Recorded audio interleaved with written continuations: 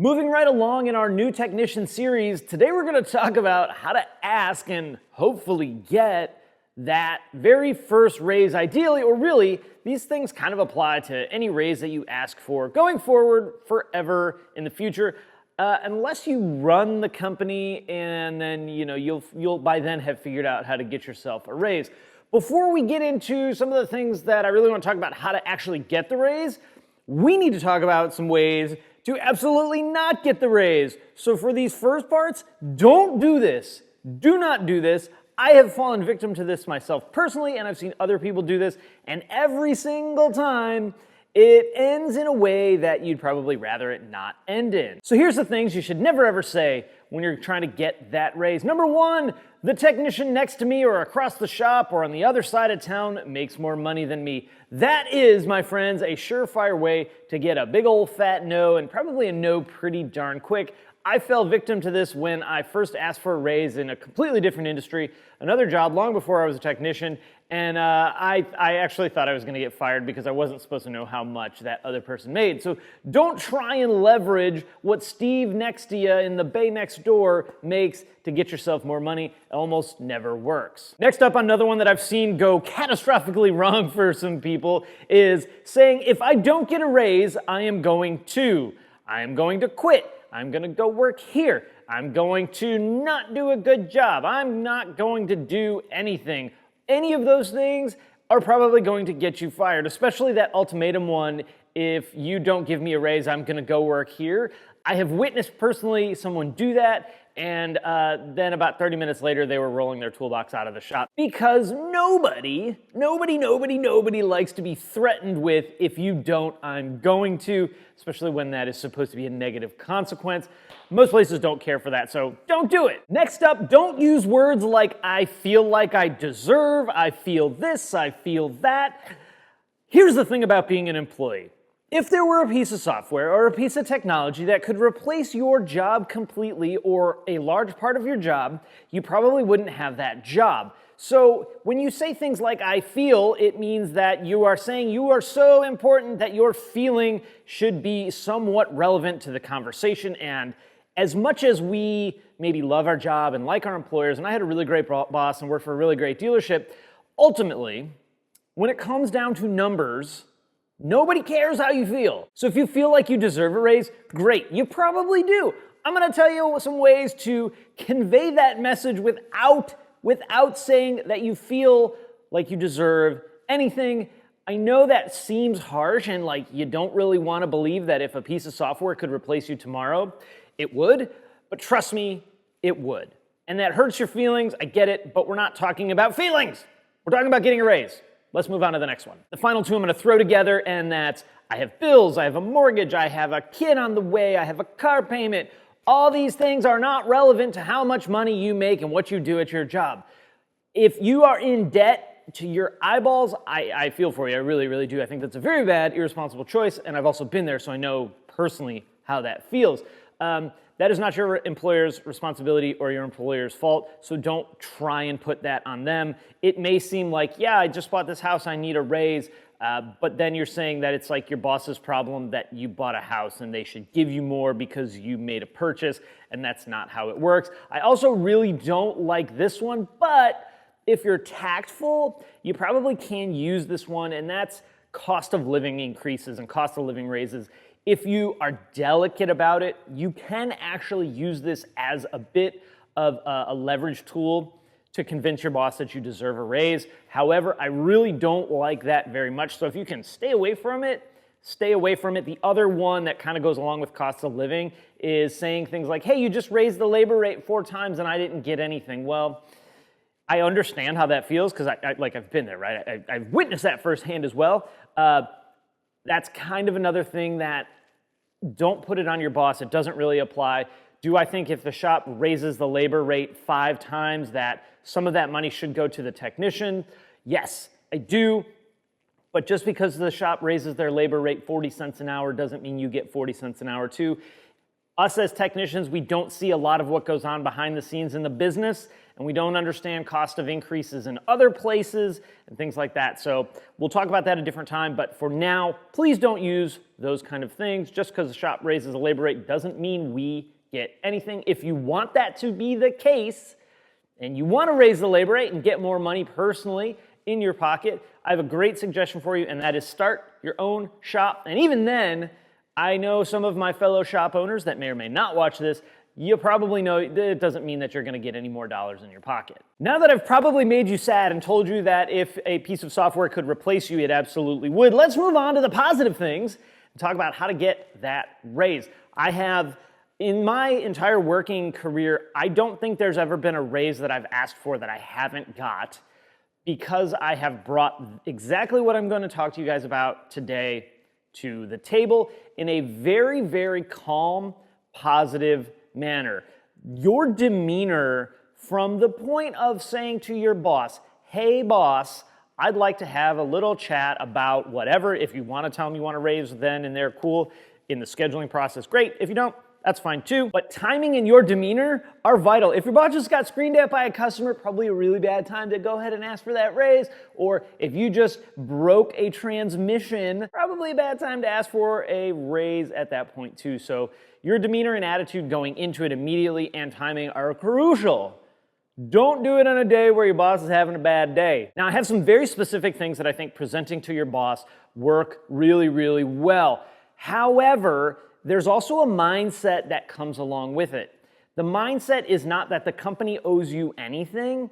The mindset is, what do you as a technician, what do you bring to the table that is different from everyone else? I'm going to contradict myself a little bit here because I'm going to say don't worry about anybody else, but in the places where I want you to worry about someone else, it's because I want you to stand out above and beyond what the normal technician is doing. But for the most part, we don't care what anybody else is doing. This is about what you bring to the table. You also don't want to wait till 2 seconds before you do this interview / raise a request meeting to do your homework on this. This should be a throughout the year. Let's just, for the sake of the discussion, say you get the opportunity to get a raise every year. Throughout the year, you need to be tracking reasons why you deserve this raise, why you deserve more hours on your paycheck. And we really want to stick to facts. Remember, we're not talking about how we feel. We're talking about facts. So here are some facts that I like to use. What is your weekly average hours? Where do they rank in the shop? Now, just because you turn a bunch of hours or not enough hours doesn't mean you deserve anything, but it's important to know, for me as a boss, if you're telling me this, like, okay, at least they're paying attention to what they're doing.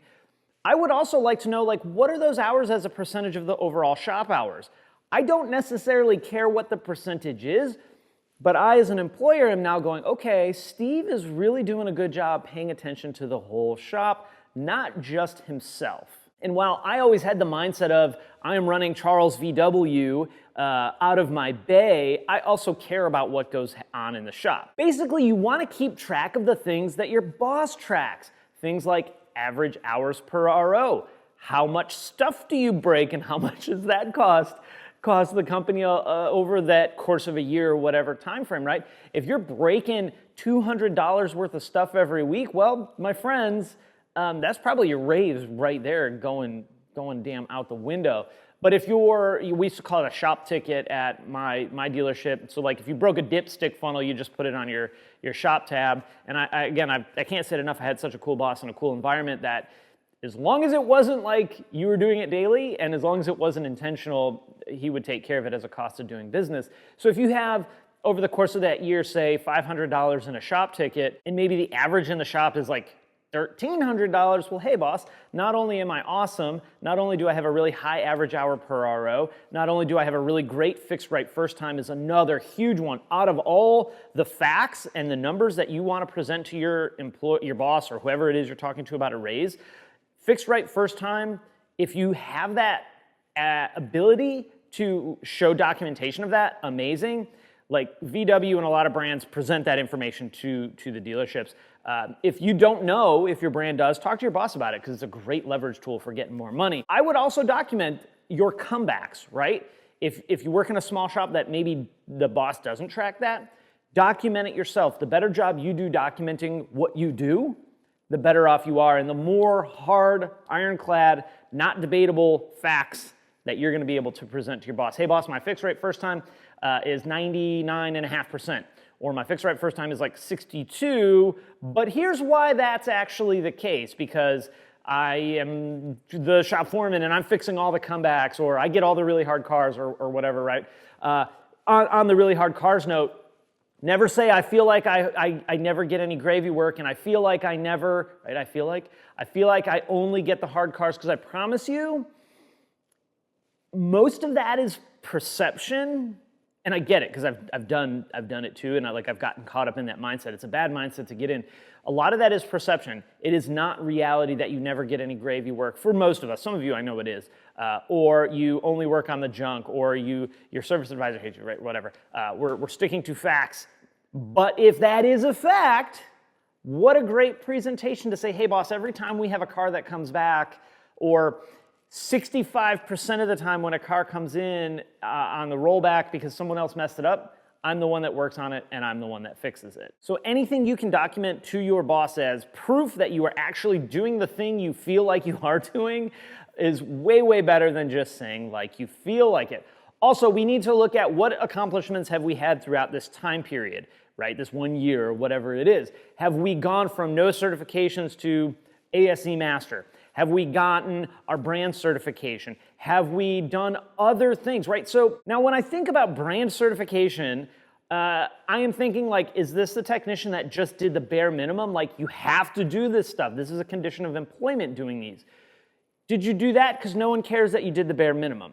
Or did you find that maybe there's other training that the brand offers and you did this extra stuff, or you went and took a Bosch class, or you did some online training seminar, or you watched one of my videos? Kidding about that one, not really, but all that stuff extra, right? Who cares if you did the bare minimum? Because everybody did that crap. What did you do extra that can stand out and help you not only, like forget the raise for 1/2 of a millisecond, not only for that raise, but that crap is gonna all make you a better technician. So it's good for you anyway, but it looks really good when you go to your boss and say, yeah, boss man, I did all the brand certification, I took a Bosch class, I went to this webinar and watched this week-long training, I bought the HPA wiring, how to wire race cars seminar for like $300 or whatever. Here's all the extra stuff I did. Those are the things your boss cares about. Not that you just did the bare minimum like everybody else did. Because I promise you, if you didn't do the bare minimum, 1, they already know.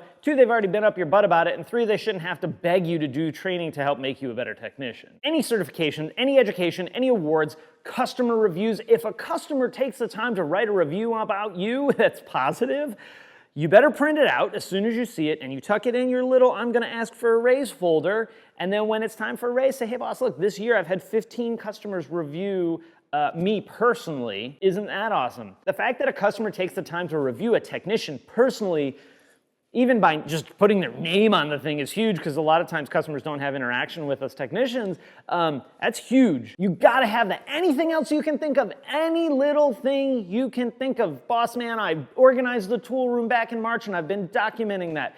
I helped parts with inventory. I don't know what it is, right? We do these little tiny things that are really not significant when you look at one individual.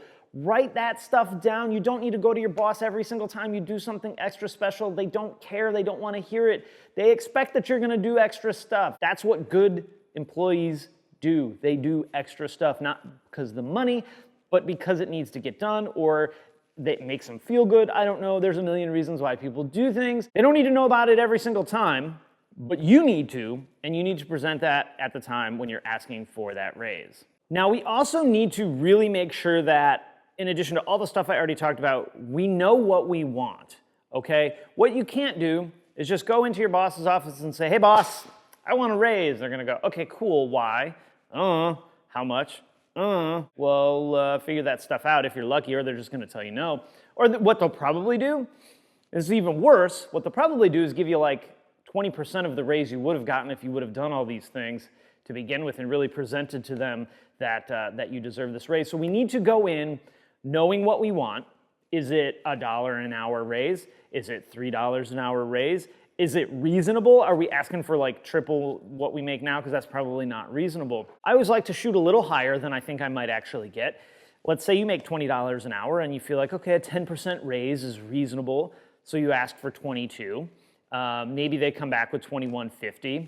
Okay, you might be cool with that, you might not. But what happens if we asked for 22.57 and we've calculated that as a percentage of the door labor rate? Now we know what the door labor rate is. How many of you technicians know what your exact door labor rate is? A lot of you guys do, I know, especially if you're kind of switched on. Have something specific that you're asking for, whether it's dollars per hour, whether it's more training, whether it's just a simple training class. Boss, I want to go to this thing, right? I want to go to Vision next year, and it would be really great if you paid for it. Here's the classes that I'm thinking about taking. Or ASTE, which is pretty cool because that's local to me, so I like that one a lot. Or whatever it is.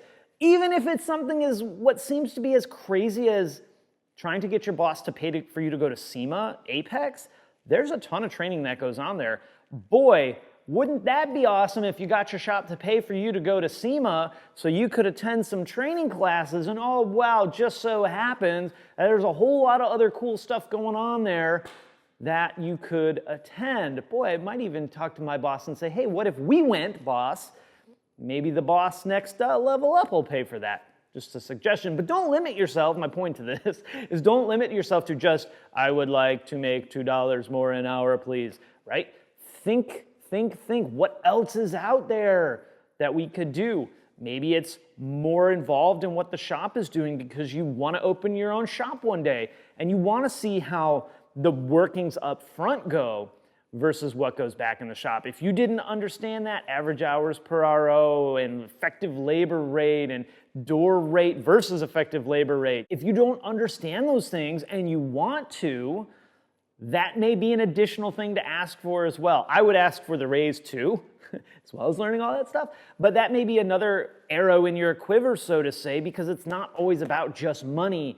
It's about what can you extract knowledge-wise and experience-wise in addition to getting paid. And I think that's where a lot of technicians and a lot of people really in general really sell themselves short. We only care about how much dollars per hour we're making or how much money we're making, and we forget that that is a huge part. That is, we can even call that the most important part in a lot of ways, because if you didn't get paid, probably not going to go. However, there is other things that play into it as well. It's experience and education that can level you up, and then next time you ask for a raise, you have all those things to back up you asking for a raise. Do you see how this works? Do you see how hard it can be and simple it actually is? So know what you want, and of course back up what you want with all that stuff that we talked about. And I would also say, do not be afraid to sit and shut your mouth.